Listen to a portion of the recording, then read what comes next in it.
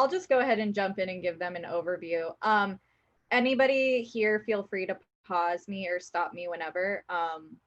But basically, the Berkeley Repertoire Theater is having us design a marketing campaign that might help get people to want to be more involved with the theater again during COVID.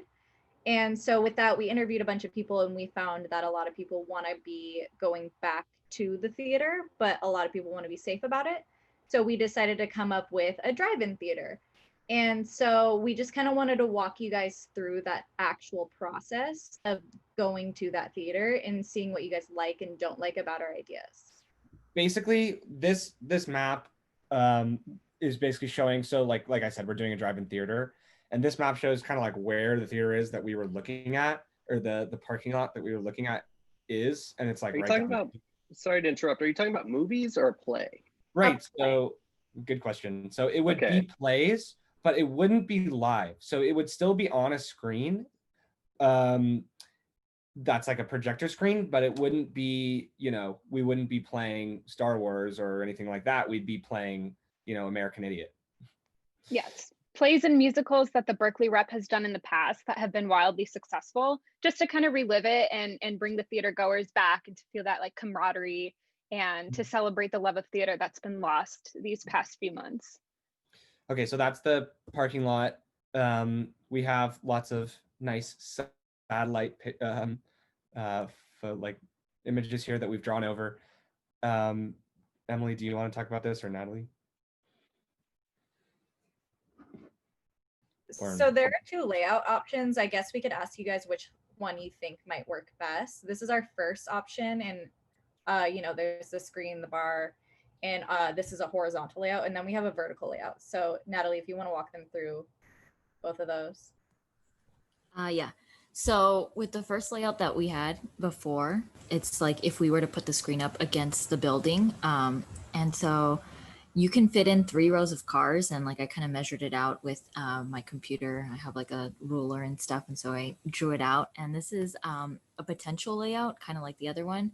And so we're pretty flexible on what could actually be done. And I think when I counted it out, it came out to be anywhere from between 45 to maybe even 65 cars, depending on how you space things out.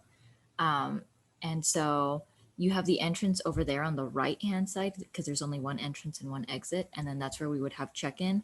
And ideally, we'd like to partner with local restaurants and bars to make this kind of like a collaborative effort. And then we would have kind of no contact dining.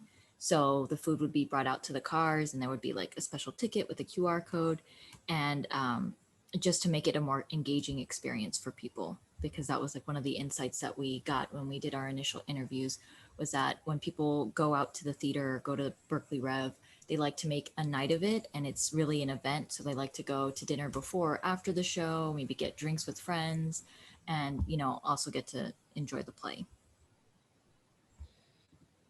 Amazing. So yeah, I mean, we talked a little bit about the ticketing and check-in. Like we had this idea of the QR code, which a lot of businesses have been using.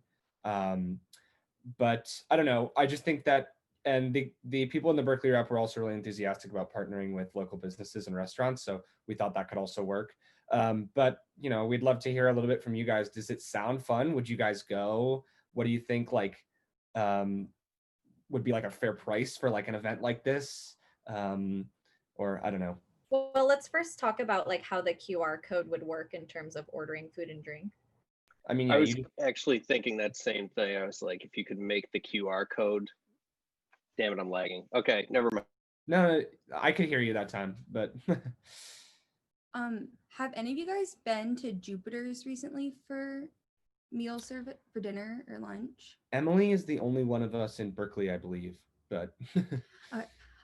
Well, Jupiter's, the restaurant, they actually use a QR code for their online menu ordering, and it's on the, like, at every table there's a QR code, and it's linked to that specific table. So there's like a number unique to each position, and people will like order, the menu shows up and they order and pay through their phone, and then someone, like a waitress or someone, will then deliver the food.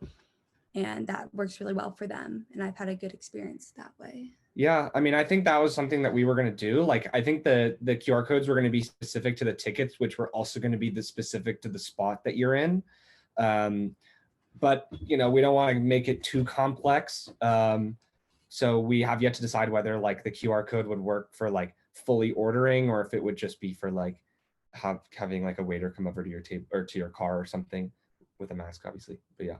I like the idea of fully paying. That doesn't seem too complex at all, because I mean, we've all used DoorDash or Grubhub. It would be Sure. pretty much like that, right? Yeah. And then exactly. the other thing too is like, I don't think people would order too much or anything. So I don't think, like, you know, like no one's gonna sit in their car and eat like a full meal probably. So it probably, like, you know, like I feel like that would be awkward unless you knew that they were gonna have full food, you know?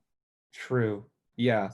Yeah. So you're saying The only thing that I like, this is actually, you know, this, I don't know if this is different with different applications. The only like kind of road bump I've come into with like the websites that have like fully ordering and paying is if like, if I get like a few things and then like a little bit later, I want another thing, I have to like, I can't really keep a tab open with a website like that. I have to like, I have to go back and put in all my credit card info and all of that. And it's a little bit of a drag, and especially to do on your small phone.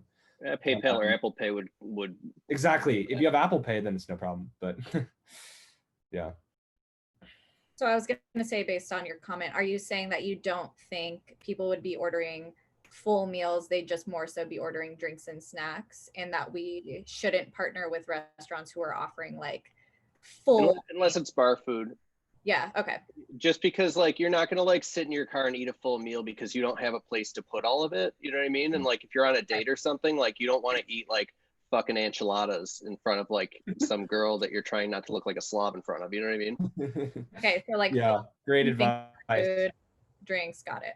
Yes, that's great insight. Do you guys think that like sort of going back to like our ideas for like the actual parking lot, do you think that like it would work to like, have you been to a drive-in theater before? Like, do you think that like it would be too, do you think these like cars are too close together? Or like, do you think that like it would be good if we had like a giant projector on like on the side of an office building and just a bunch of cars lined up? Do you think it would still look good? I think option one's a lot better than option two. I'll say that because option one, you have a lot more of like driving room to actually get to your spot. Option two, not as much. So if like anything were to happen, I feel like getting out would be even worse. And then the only other thing like I have to say is just who are you like trying to market this to? Like specifically students, because I feel like there's not as many students in Berkeley who have cars. True. Yeah, that was one thing we discussed because I'm in Berkeley right now and I only have a moped, like one of those little motorcycles, which I don't think would really work with this. But yeah, no, that's a good idea. I mean, the thing is that the Berkeley Rep does have like a pretty loyal fan base. They have a lot of like, before they were, you know, before COVID, their main like target audience was like 50 to 80. So they weren't really targeting students before, but that was something that they really wanted to do, was to get a younger fan base. So, you know, hopefully something like this could potentially achieve that, just because, you know, Berkeley doesn't have anything like this at the moment. You know, I think there's been one drive-in theater that was put up in Fort Mason in San Francisco. But I think as far as the Bay Area goes, that's like basically one of the only options to see like a show. So this would be a pretty unique thing. My question would be then, because one of the things that Berkeley Rep did want to do is attract more of a student population. And I know cars is an issue. I don't have a car. Hank just said that he doesn't have a car. What would be your comfortability if we were to remove a row of cars and maybe separate several picnic tables in the front row? Is that something that you and your friends feel comfortable doing, or is that going to kind of? I think you could do that if you had like if you really went out of your way to make sure that there was solid separation. Like definitely masks enforced if you're outside or anything like that. Like you have to make sure it's like over 6 feet. So you definitely could do that. It might just not be worth it necessarily when it's like the whole point's to go as a drive-in. Yeah, you might not have a car, but hopefully you just know someone that does. Yeah. Then you might as well just kind of like watch it at home. Yeah, It's I like Yeah. very true. Or I kind of liked the second option for the layout, where it's like vertical, because I was thinking with option one that like the far ends might not be as like easy to view the screen for the like cars. And then if you had option two, if you like the first one where it was like 8 cars, I wasn't sure if that would be too close to a screen if you're trying to make it really big. So if you removed that and made that where people could like sit and have like picnic tables, I think that would be really appealing for people. But then with the idea of like integrating like students with like other like older members, I guess, of the like Berkeley like community, there might be like concern with how serious people are treating COVID. So I don't know if you would want to implement either like temperature checks or something just to like help promote like or keep like health and safety in mind, just because I think there's like a range of like how serious people are taking COVID. Yeah, that's a good call. And I think that, but one thing to keep in mind, guys, since this is just kind of like a prototype, I mean, if you think one of the ideas that we toyed with before coming up with the drive-in theater idea, because like one of the reasons that we did drive-in was because people said that they'd be more comfortable in their cars than just, you know, at like a picnic table that might be, you know, 6 feet or 5 feet apart from somebody else. But if you know, that's interesting that you say that college students might not have a lot of cars, because one of the ideas we threw around was just having an outdoor theater, not necessarily drive-in, but whether it be like Willard Park or like Memorial Glade or something, just having it like outdoors where people could like sit distanced. But we kind of eliminated that because of McKenna's concern. So is this something you're actually going to present to the company? yes, we kind of already have. They Then I- really like it. They said that, like, I think our ideas are like a little bit, because they don't really have any contact with Fidelity, who owns this building. So like our ideas are totally like perspective and like probably a little bit ambitious too. But they did say that like I think they said they had ideas for maybe a little bit smaller of an idea, but they loved the idea of an outdoor theater. There's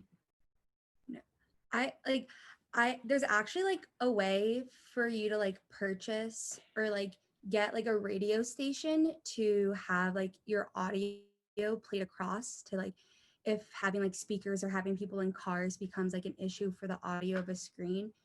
I know there's like a way to like set things up where people can tune into a specific radio station and then the audio would play out of their vehicle. Yeah. And that could be kind of a unique, fun experience. The FM radio was part of our initial plan. Yeah. Mhm. So like either that or like satellite radio.